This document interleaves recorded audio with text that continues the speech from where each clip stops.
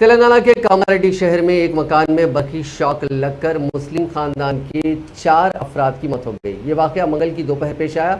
बताया गया कि कामारेड्डी शहर में बीडी वर्कर्स कॉलोनी के 35 साल हमीद अपनी बीवी 30 साल परवीन और 2 बच्चों 6 साल मुहीम और 4 साल अदनान के साथ बारिश की वजह से घर में मुकीम थे कि घर में इत्तेफाक से बरकी वायर कटकर गिर पड़ा, जिसकी वजह से बरकी रौद दौड़ जाने की इत्तला है, जिसमें शोहर हमीद, बीवी परवीन और 2 बच्चे मोइन और अदनान जाँ बहक हो गए। मकामी लोगों ने पुलिस को इत्तला दी। पुलिस ने मुकदमा दर्ज कर लिया और तफ्तीश की जा रही है।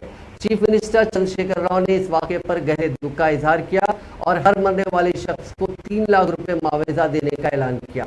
इसी दौरान साबिक वजीर मोहम्मद अली शब्बीर, जो साबिक में कामारेड्डी असेंबली हल्के से नुमाइंदगी करते थे, उन्होंने हादसे पर गहरे रंजो मलाल का इजहार करते हुए हुकूमत से हर एक मुतवफ़ी को 25 लाख रुपए देने का मुतालबा किया। उन्होंने मरने वालों के रिश्तेदारों से फोन पर बात करते हुए पूछा दिया और तजहीज़ व तदफीन के इंतजाम करवाए।